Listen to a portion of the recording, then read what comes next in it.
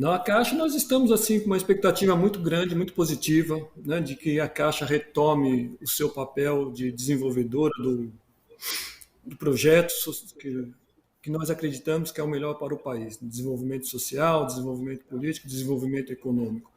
Os empregados estão com uma expectativa muito grande que a Caixa agora retome o trilho da democracia, retome o caminho de respeito aos empregados, o respeito à população e retome seu papel fundamental, seu papel social para o desenvolvimento do país.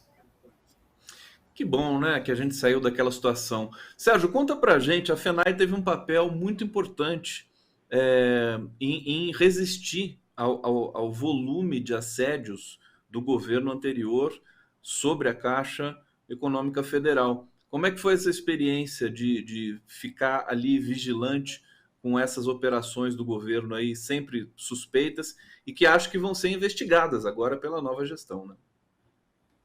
Não só a FENAI, Gustavo, mas todo o movimento social, o movimento sindical esteve na luta em defesa do patrimônio, em defesa da Caixa 100% pública. Nós vivemos aí 6 anos, né, porque também tivemos os 2 anos do desgoverno do Michel Temer, mas principalmente nesses 4 anos aí do desgoverno Bolsonaro, uma tentativa violenta de acabar com desmantelar o papel da Caixa, acabar com a estrutura, a venda do patrimônio, venda de subsidiárias da Caixa.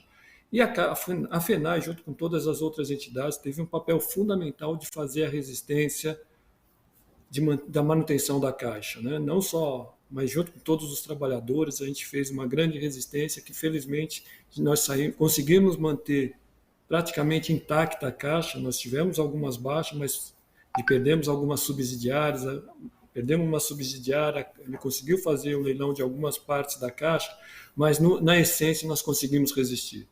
Né? Nós conseguimos fazer essa resistência, que foi um trabalho muito árduo, tivemos que enfrentar muitas coisas, mas felizmente nós acreditamos que a gente saiu vitoriosos nessa luta. Tá aí o Sérgio Takemoto conosco aqui no Bom para Todos. Eu queria te perguntar também, Sérgio, sobre aquele crédito consignado que foi terrível para quem precisava inclusive de empréstimo de sobrevivência no bojo do benefício do Auxílio Brasil. Como é que isso foi resolvido pela nova gestão? Como é que isso vai ser, né? Porque é um processo nesse momento, né? O governo fez uma ação que as pessoas estavam necessitando de recursos, mas o governo fez o quê? Ele deu com uma mão e tirou com a outra, né? E fez assim, deu dinheiro para tentar comprar a reeleição. Né? O governo tentou comprar a eleição, abriu as torneiras de uma maneira irresponsável, fez um empréstimo que na verdade era uma agiotagem. Ele sangrou as reservas da Caixa Econômica, concedeu mais de 8 bilhões em empréstimo no Auxílio Brasil, né, que agora as pessoas estão com dificuldades para pagar. Né, vão ter dificuldades, porque elas precisavam daquele recurso. Né, então, e assim, cedeu 8 bilhões, mais cerca, pelos informes que a gente recebeu, pelo que a gente percebeu nos balanços, cerca de 8 bilhões foram feitos de empréstimo, e agora as pessoas estão precisando de mais recursos. Né? Esses recursos vão voltar para a Caixa? Vão, porque eles vão ser descontados no dinheiro que é repassado. Né? Então, é um empréstimo garantido lá, que tem a garantia. Só que as pessoas vão continuar precisando desses recursos. Vão pagar, mas elas estão precisando. Então, o governo atual e mesmo a direção da Caixa que assumiu está com um problema seríssimo social. Né?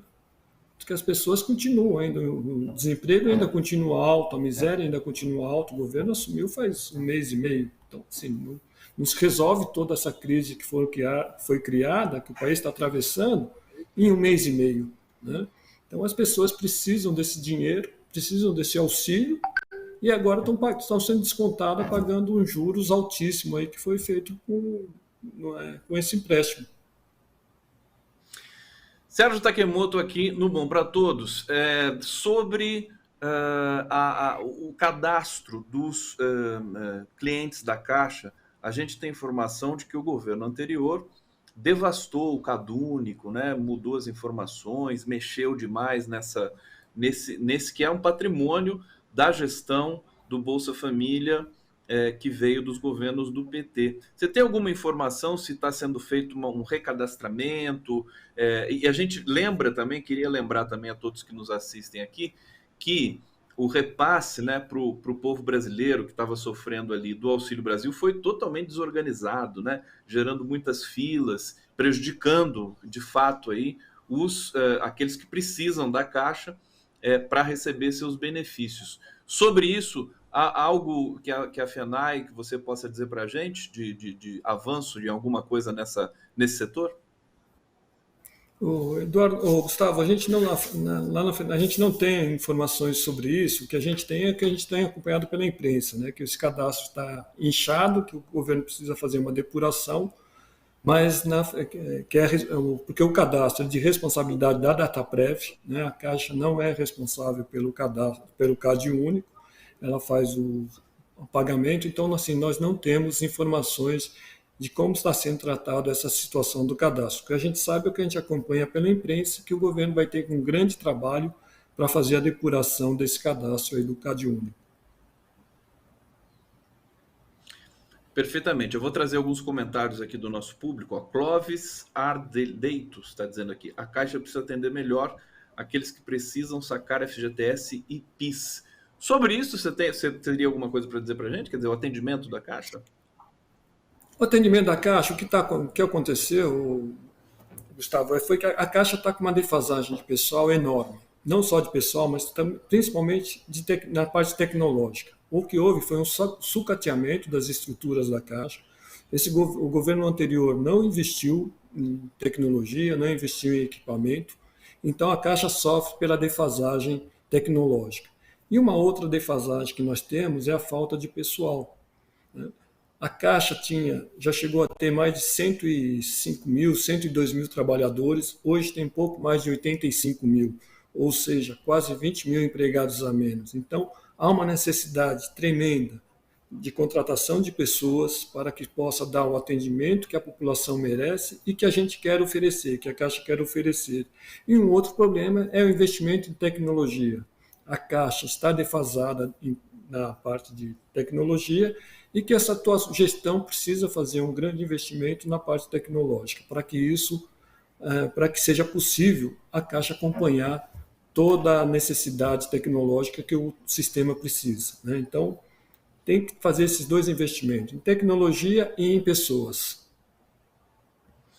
Então, vou trazer uma questão aqui que marcou muito a Caixa Econômica Federal, sempre com uma imagem muito positiva junto ao público, ao povo brasileiro.